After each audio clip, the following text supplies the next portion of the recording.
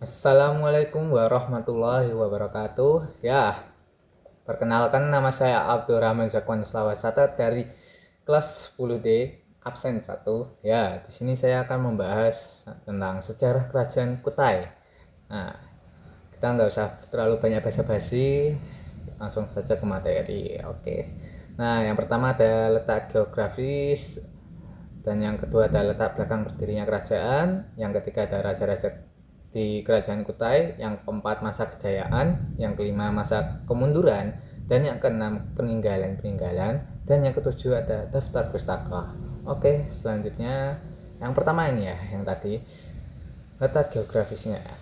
Nah, kerajaan Kutai atau yang disebut dengan Kerajaan Kutai Martadipura atau disingkat dengan Martapura terletak di Sungai Mahakam, tepatnya di Muara Taman, Kutai, Kalimantan Timur. Berdirinya sekitar abad ke-4 Masehi, wilayah cukup luas, yaitu hampir seluruh wilayah Kalimantan Timur. Bahkan pada masa kejayaan hampir menguasai sebagian wilayah Kalimantan. Ya, mengapa dia tidak bisa menguasai seluruh wilayah Kalimantan? Karena dulu tuh ada keterbatasan transportasi dan teknologi dan letak geografis. Dan Kalimantan dulu tuh wilayah kayak hutan rimba gitu, jadi susah untuk menguasai seluruh wilayah Kalimantan.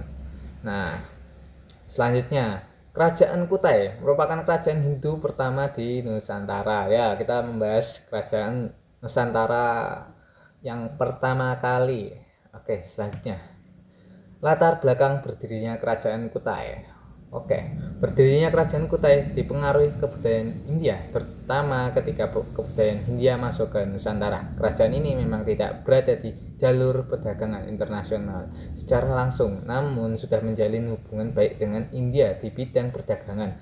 Awalnya kerajaan Kutai adalah kelompok suku masyarakat, tetapi kedatangan ajaran Hindu membuat sistem pemerintahan di sana berubah. Adanya pengaruh India yang masuk ke kelompok masyarakat Kutai dapat dibuktikan dalam prestasi Yupa yang dibuat pada abad ke-5 Masehi. Diceritakan bahwa raja pertama kerajaan Kutai adalah Raja Kutungga yang merupakan warga asli Indonesia dan pemeluk agama Hindu. Nah ya, ini bisa dilihat gambar di samping kanan ini ya, kalau kerajaannya kayak gini. Oke, selanjutnya raja-raja di ini kerajaan Kutai. Oke, yang pertama ada Raja Kutungga, yaitu Raja Kutungga adalah raja pertama kerajaan Kutai. Menurut analisa Prof. Kutungga adalah nama asli Indonesia. Kedudukan Raja Kutungga pada awalnya adalah seorang kepala suku, tetapi dengan masuknya pengaruh Hindu yang mengubah struktur pemerintahnya menjadi kerajaan dan mengangkat dirinya menjadi raja. Oh, seperti itu. Nah, yang kedua ada Raja Aswawarman. Dalam salah satu yupa menyatakan bahwa Maharaja Kedungga mempunyai seorang putra bernama Aswawarman yang disamakan dengan Ansuman, Dewa Matahari. Answawarman mempunyai tiga orang putra. Paling terkenal adalah Mulawarman. Dalam prasasti yupa disebutkan bahwa Raja Aswawarman adalah seorang raja yang cakap dan kuat. Pada masa pemerintahannya, wilayah kekuasaan Kutai diperluas. Buktinya dengan adanya pelaksanaan upacara Asmaweda. Upacara ini bertujuan mengetahui luas kekuasaan melalui pelepasan kuda. Semakin jauh telapak kuda yang ditemu, luas wilayah kekuasaannya.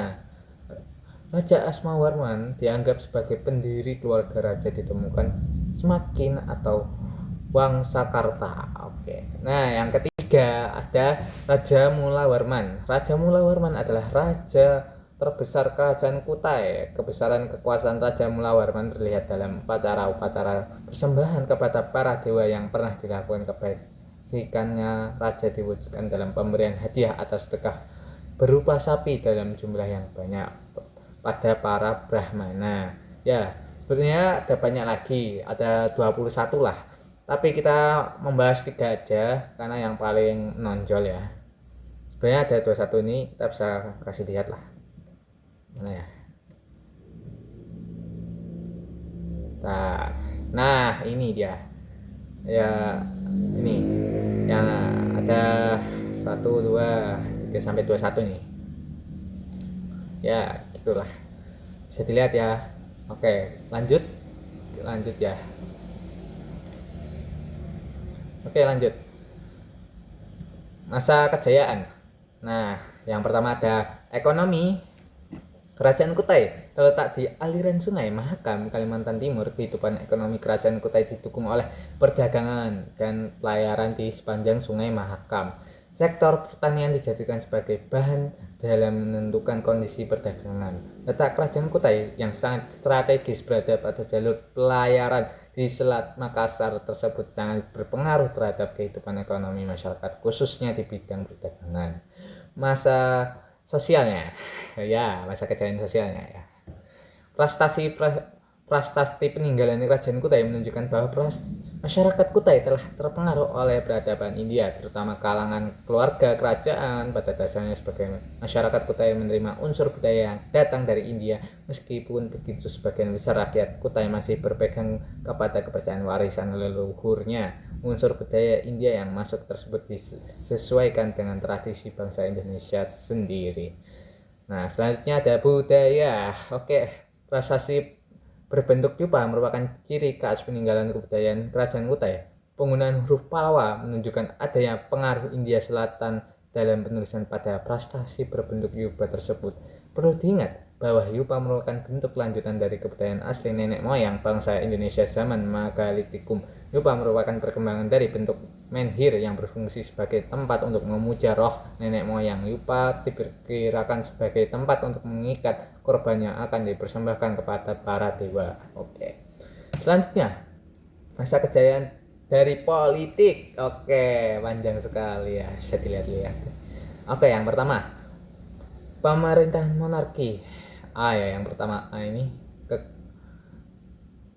Kerajaan Kutai menganut sistem pemerintahan monarki di mana otoritas tertinggi berada di tangan raja dan pergantian raja dilakukan secara turun-temurun. Nah, yang B ini, raja memiliki kekuasaan absolut.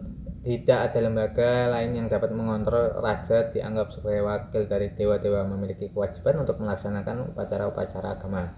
Nah, yang kedua ada selisih Raja Kutai. Dari 7 buah prastasi yupa yang ditemukan di daerah Muarakama, kita dapat mengetahui silsilah Raja Kutai yang terdiri dari 4 generasi.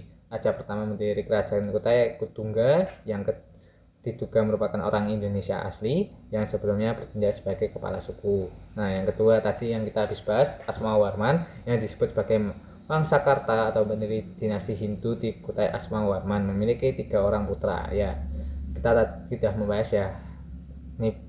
Ini kita bisa lihat ya, Mulawarman. Nah, selanjutnya Mulawarman memperluas wilayah kekuasaan hingga hampir seluruh Kalimantan Timur dan membuat rakyat sejahtera dan makmur. Putra Mulawarman adalah Sena yang merupakan raja terakhir yang diketahui dari prasasti yupa. Oke. Nah, yang ketiga, hubungan dengan kerajaan-kerajaan lain. Nah, yang pertama ada Kerajaan Kutai memiliki hubungan baik dengan kerajaan-kerajaan lain di Nusantara maupun di luar Nusantara. Hal ini terlihat dari adanya perdagangan antara Kerajaan Kutai dengan bangsa Cina dan India, serta dari adanya hubungan kekerabatan antara Raja-Raja Kutai dengan Raja-Raja Tarumanegara, Sriwijaya, dan Mataram Kuno. Oke, lanjut. Masa keruntuhan Kerajaan Kutai. Oke, pada masa kita bisa lihat dari pertama ini sampai yang kedua ini. Oke, kita membahas yang pertama ya. Kok bisa sih ya? Nah, itu karena ini ya, ceritanya dulu ya. Pada masa pemerintahan Raja Mulawarman pernah mengadakan upacara besar dengan persembahan 20.000 ekor lembu untuk kaum Brahmana. Nah, hal ini menjadi bukti kejayaan Kerajaan Kutai. Nah, sayangnya itu nggak bertahan lama ya. Nah, setelah Mulawarman wafat, kerajaan ini mulai mengalami kemunduran. Belum lagi saat itu Kutai diserang oleh berbagai kekuatan asing serta perang saudara yang melemahkannya. Ya, selanjutnya runtuhnya ya. Kok bisa runtuh ya ini di sini. Kerajaan Kutai Martadipura Hindu runtuh pada abad ke-17 sekitar 1635 setelah ditaklukkan oleh Kesultanan Kutai Kartanegara. Kekalahan ini ditandai dengan gugurnya raja terakhir Kutai Madatipura Maharaja Dharma Setia di tangan Raja Kutai Kartanegara ke-13 Aji Pangeran Sinum Panji Mandapa. Oke, lanjut. Nah, ini ada peninggalan-peninggalannya yang saya dapatkan dari riset-riset ya. Nah, ada yang pertama ada prastasi Yupa, yaitu tiang batu untuk mengikat kurban menjadi bukti sejarah tertulis tertua di Indonesia yang menyebutkan Raja Mulawarma. Nah, yang kedua ada ketopang Sultan, mahkota emas seberat 1,98 kg yang dipakai Sultan Kutai. Nah, yang ketiga ada kalung emas seberat 170 gram dengan relief kisah Hindu diyakini dari India. Selanjutnya ada kura-kura emas, artefak unik dari emas murni yang konon hadiah pernikahan. Perdagangan pedang Sultan, pedang emas padat dengan gagah berukir harimau. Nah, yang selanjutnya ada tali juwita, simbolis 7 muara dan 3 anak sungai Mahakam.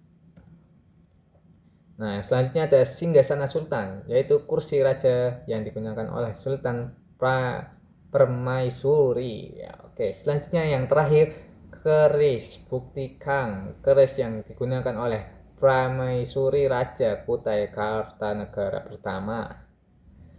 Oke, ini sudah daftar pustaka. Kalau kalian mau nyari-nyari artikel atau mau belajar-belajar lebih lanjut, ada di sini ya. Saya cari di sini.